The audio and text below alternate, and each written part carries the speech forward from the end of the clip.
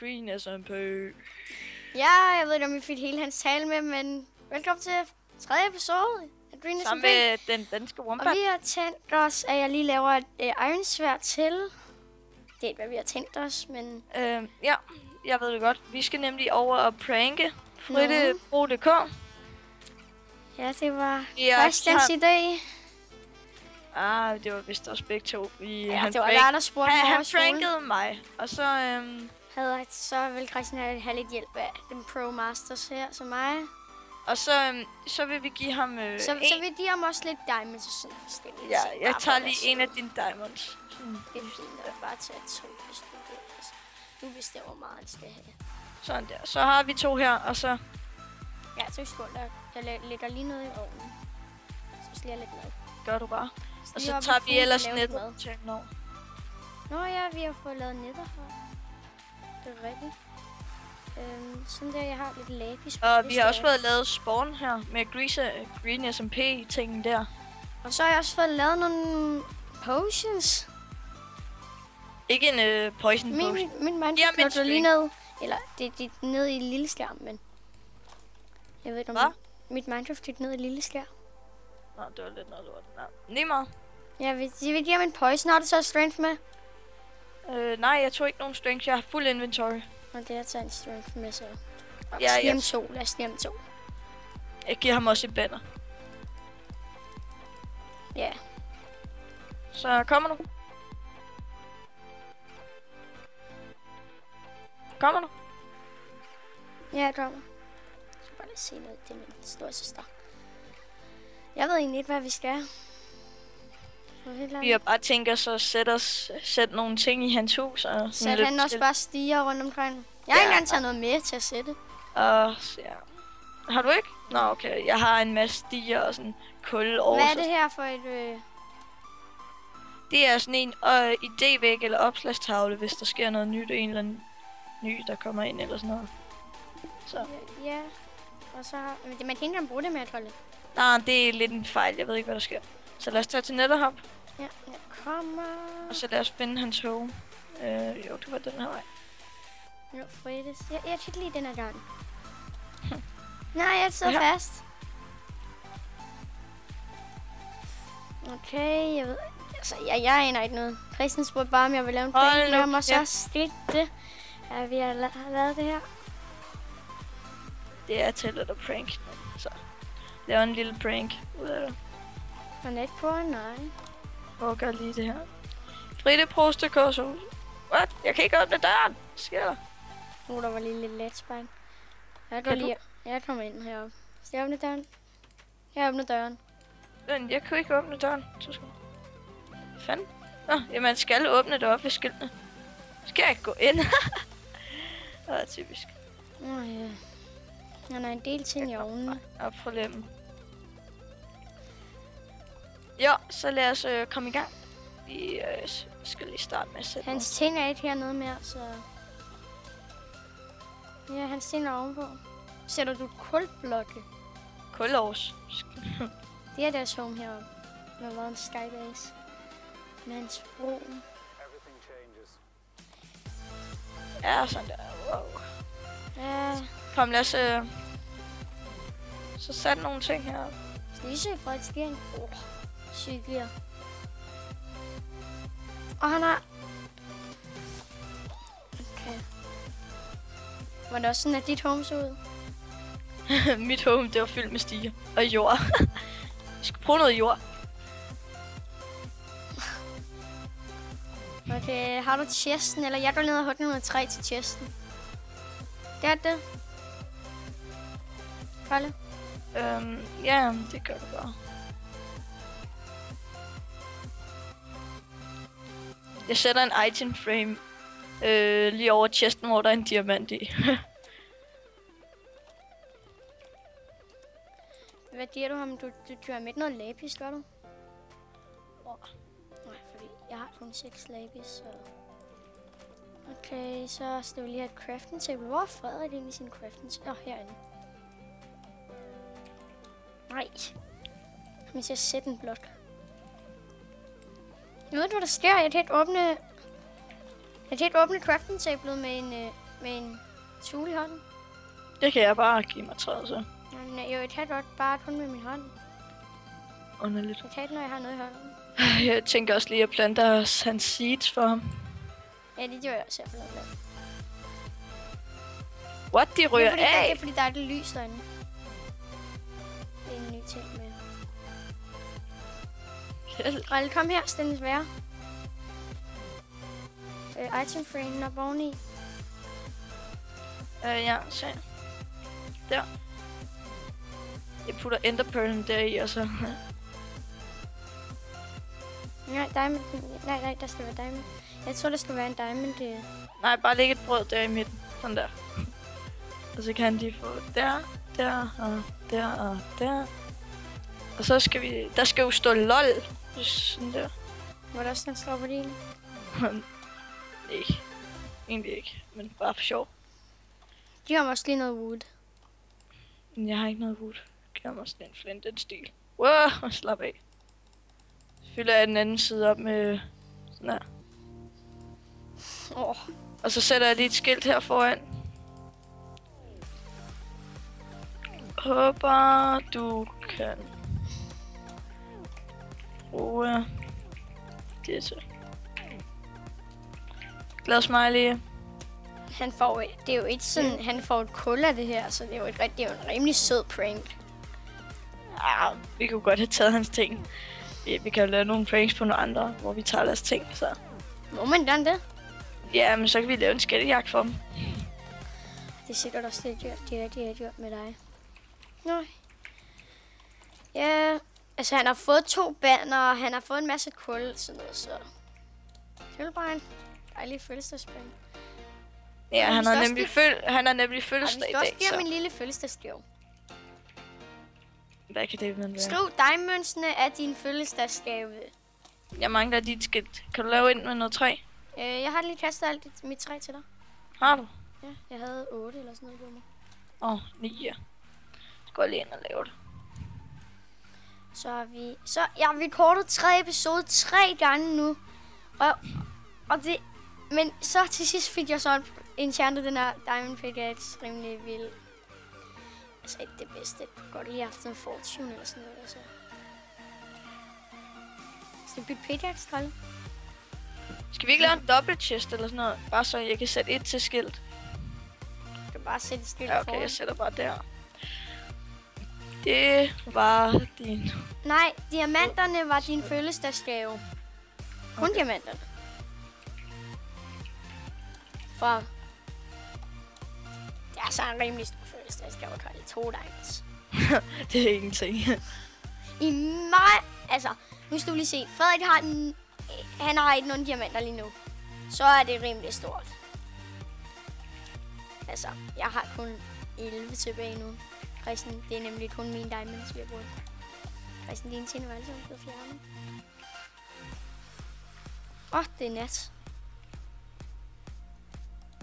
Det er nat, Tralle. Tralle, må jeg få noget lapis af dig, så jeg kan enchant et eller andet? Jeg ved ikke, hvad jeg skal enchant næste gang, Tralle. Noget diamond noget. Hvad synes du? Jeg har en diamond pickaxe. Tralle. Ja, det er det eneste enchanted, jeg har. Hvad skal være den næste diamond ting, jeg laver af enchanter? Jeg er nemlig level 27. Wombats bøssebanner. Nej! Det skal stå der! Okay, så. Men Kralle, hvad synes du, jeg skal enchant næste gang? Jeg har kun altså et det kan være dit sværd eller din økse. Ja. Yeah.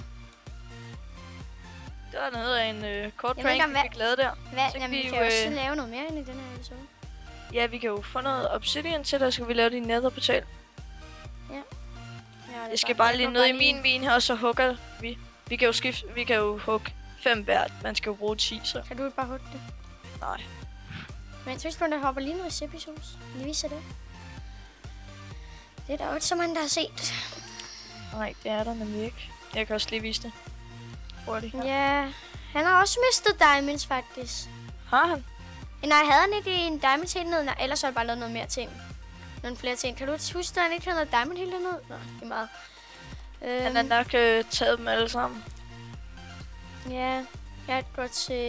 Jeg løber bare ind til mit home herfra. Nej, det er nok hurtigere til sporen. Nej, det er nok lidt hurtigere. Men jeg ved bare et sværd eller økse eller chestplate. Skriv det i kommentaren. Men han skal enchant. Kom. Ja, det over til mig. Okay. Jeg kan også lige mine lidt i din mine. Må jeg egentlig få alle dine emeralder? Wow. Hvad er der herovre? Jeg har ikke nogen emeralds. Jeg har heller ikke noget jern, så jeg kan ikke lave min spand. Hvad fanden, Kar? Har du noget jern? Nej, men prøv at kigge i min gode tingstjest herovre. Hold her. Tak. Lol i ovnen. Der ligger også 8 bøffer der. Ja, det er noget, jeg har lavet. Jeg kigger bare lidt i dine chests. Så finder vi lige noget jern. Snow, du er gold ore. Du er heldig, mand. Jeg vil også gerne have sådan en fortune page trille. Ja. Jeg vil lige bytte. Kan vi Morten, hvordan kommer du ned?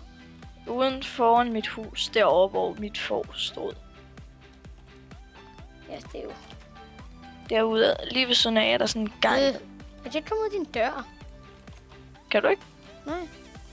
Det er det, der er en boks. Bare udlæg den. Nå, så kan man også lidt dit skilt. Stiller det bare hurtigt. Tænk dig en lugten. Det er lige meget. Nu kører jeg. Okay, vi skal finde noget lava. Sådan en klam med virvel mine. Jamen, den går ned i en god mine.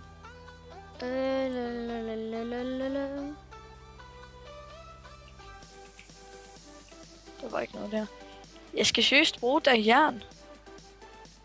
Til det her. Kommer snart ned til dig. Den her mine, det er seriøst verdens værste mine at finde op af. Bare lige. Siger du til... Har du været nede i min mine?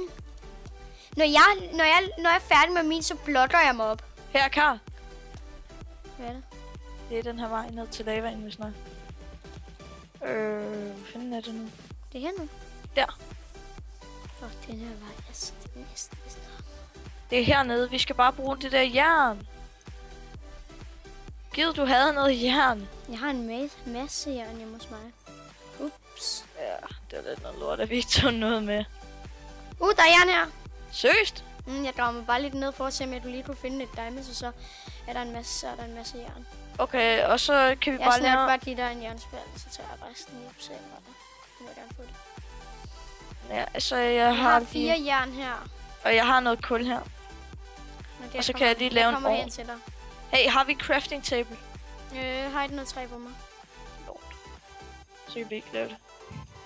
Ja, du kan alligevel bare få det. Så mine er bare lidt videre imens. Ja.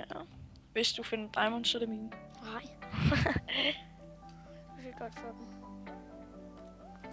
Mine er bare lidt af kul, så man bedre kan se. Jeg går lige op og henter noget jern. Nej, går op og varmer det der jern. Og så kommer jeg ned i hvilket lag vi er på. Det er lige diamondlag, det der, hvor din lava er. Ja. Yeah. Man kan sikkert også finde diamonds. Det er nok ikke helt usandsynligt. Mere iron. Jeg mangler faktisk også fakler. Nu har jeg tænkt over det, nu jeg går ind på mine diamonds. Wow. Godt så. Undskyld, hvis det bliver lidt mørkt. Wow. Har bare lige nogle fakler. Slap af, edderkop. Ja, vi er på det 11 jo. Hvilken lag er det egentlig, der kommer diamonds på? Det ved jeg, det har jeg aldrig fundet ud af. Nej, det er altid sådan... folk, de siger sådan, så er det lag 11, og så er det lag 14, og så er det lag 21. Jo, ellers så er det lag 3, eller så er det lag 1, eller... Jeg ved det ikke, jeg går ikke rigtig op i det. Jeg mener altid bare, det er omkring 10. Det gør jeg også. Jeg prøver bare mine nedad, som jeg gjorde der, og så prøver at finde en mine. Det er så nemt at finde miner, så man skulle tro, det er løgn i 1.8, eller hvad nu vi kalder det. Nu mere iron. Så laver det en spand her. Finder sikkert lige om lidt diamonds. Så tager jeg lige noget vand herop. Der er et kæmpe diamond mine her. Diamond mine. Iron mine. Og mig der Sprogspasser, mand. Jeg er bare minus sådan rimelig langt ind i det her. En grotte nu. Hvis der bare kommer nu, kan vi ikke finde noget diamonds? Noget diamond? Der er et kul her. Gider jeg se, det der til mine. Det er egentlig meget godt, hvis du skal stige level. På grund af, når du er level 30 og enchanter, så bliver du jo level 27. Du mister kun 3 levels. Ja, jeg mangler bare noget lapis. Det ses bare det værste. Er du level 30? 27. Ja, okay, du har lige enchantet jo. Ja, det er heroppe, og så er det hernede. Jeg kommer ned til dig nu med en spand. Wow, zombie creeper. Flyt dig, creeper. Creeper. Rolig. Bum, bum. Sådan der. Hvor var det? Det var hernede. Er du dernede stadig? Ja, jeg har bare minet en del længere. Redstone. Sådan der. Så er der en masse obsidian her. Skal vi ikke mine det? Jeg mener bare lidt. Lidt efter nogle diamonds.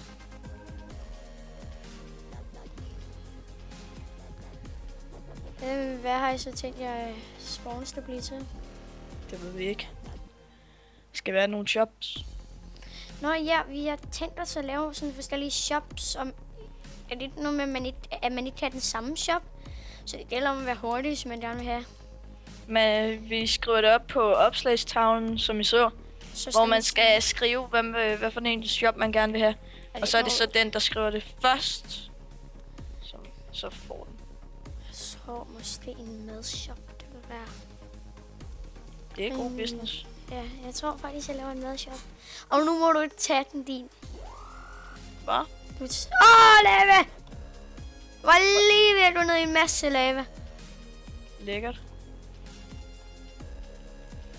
Jeg har fundet en grotte. Jeg håber bare, at der er nogle skeletter. Jeg plukker mig ned lige nu, hvor jeg lige er kommet. Er du ikke hen på obsidian? Nej, jeg gravet mig utrolig langt væk fra dig. Nå, men det er ikke så godt. På grund af, så er det lidt svært at finde op igen. Jamen, jeg ved godt, hvor det er. Jeg har bare draget mig en lang vej hen for dit lavested. Nå, fint, jeg kan bare komme yes! Lapis lazuli. Seriøst? Faldt i 14. Givet, jeg havde min Fortune 3. Så havde vi sådan fået 35. Det er helt glemt. Ja, du kunne det. Min anden diamond hack, den er efficiency 2, den jeg bruger lige nu. Lord. Nej, lord. Jeg gik lige i lava hurtigt. Så er det heldigt, at min sko har fire protection. Nej, det var bare... Der var lige et sted, hvor der var lava. Der bliver nok meget mørkt i min mine. Jeg har bare fundet en masse iron ressourcer. Jeg kan lige se, at jeg har fundet en halv stack. Rimelig dejligt. Jeg dør sikkert, hvis jeg kommer ned og lave, for jeg har intet fire protection. Og så er jeg også blast protection 3 på min sko. Det er utrolig dejligt. Ja, det er faktisk... Det er virkelig... Nej, feather falling. Ja. 3 har jeg på min iron Det boots. er utrolig godt at have. Jamen, det er sindssygt bare på iron boots. Jeg tror, jeg kun enchantede mig level 10 eller sådan noget. Jeg har nok til din netherportal nu, og så tænker jeg, at vi bygger det, og så slutter vi også episoden af. Så kommer du hen til mit lavested? Ja, det er bare bøv. Jeg har lige mindet så langt, og så skal vi op. Ups, den ser til screenshot. Jeg er allerede på 16, så skal vi længere ned. Nej, jeg kom til at gå ned i lava. Nej, jeg dør ikke. Mistede jo kun lidt mad. Nej, lidt håb, ikke? Jeg havde jo også spand. Kommer du ikke snart herhen? Ja, jeg kigger bare lige hurtigt, om der er lave. Om der er diamonds, der er iron. Så imens så åbner jeg lige en hjemmeside, jeg skal bruge til det her. Så har jeg også brugt min iron. 2 iron har jeg op i den her episode. Så jeg tror vist også, det er på tide, at jeg kommer op nu. Har du hørt, du er diamonden? Nej, obsidian. Ja, obsidian. Ja, nu er jeg henne i din mine. Jeg er lige bagved dig. Jeg har lavet sådan en lang gang, du kan udforske den mere, altså.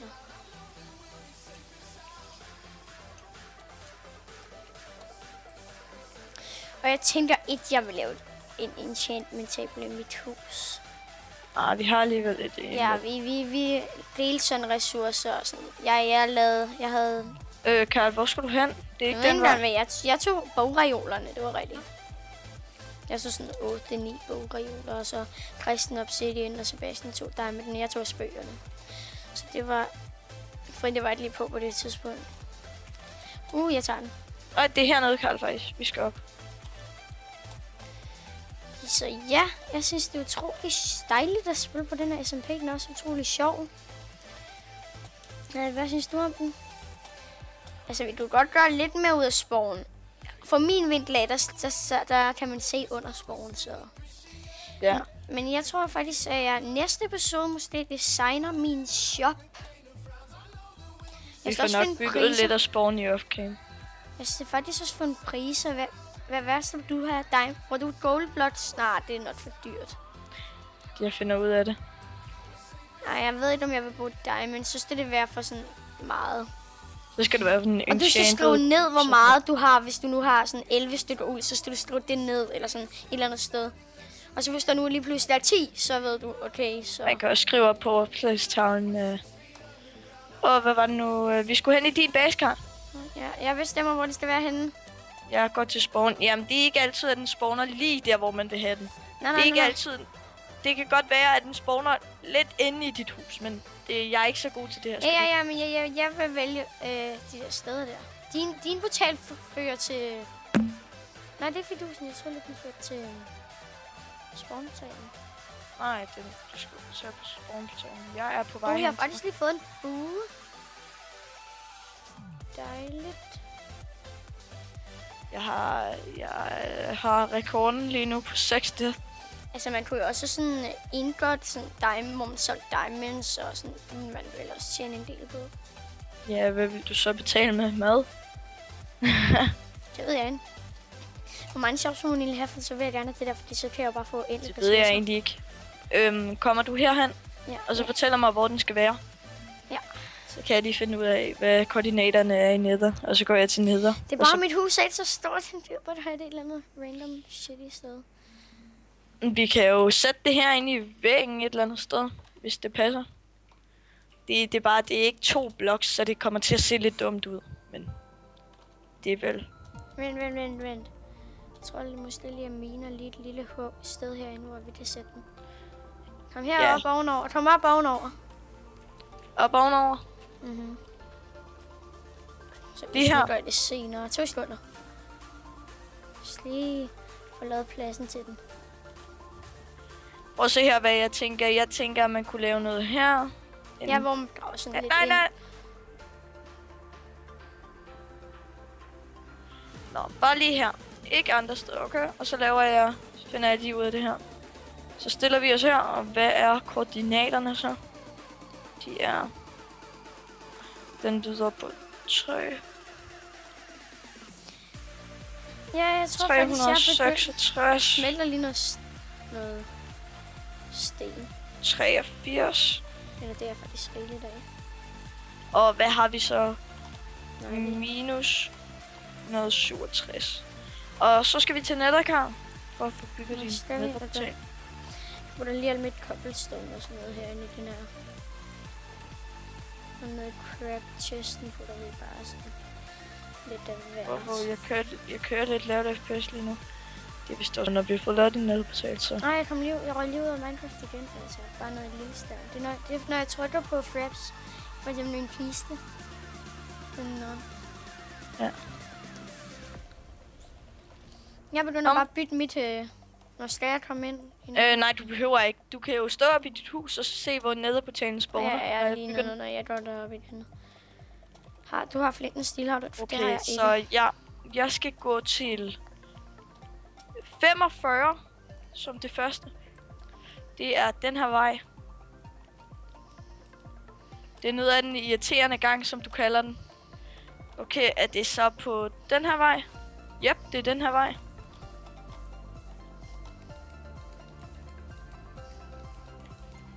Bare lige sådan her. Sådan der. Vi skal nemlig op på lag 82, var det vist. Ja. Så sådan her. Det kommer til ikke at se så flot ud lige her til at starte med. Men vi får bygget en masse på det.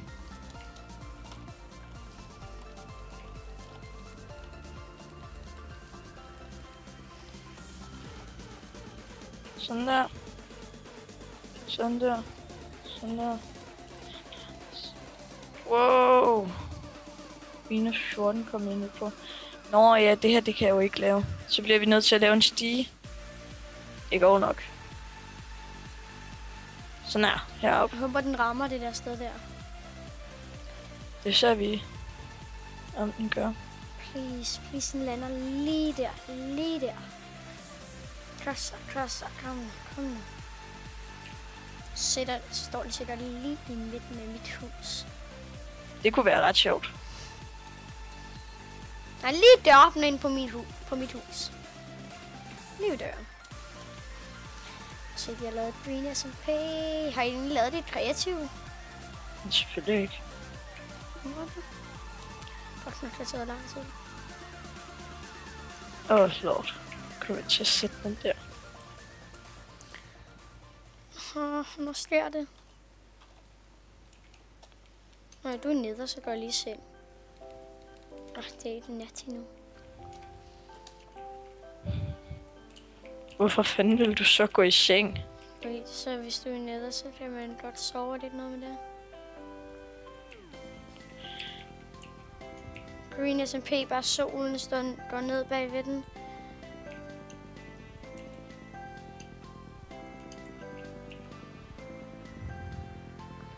Så skal vi se, hvor den er. Hvad fanden?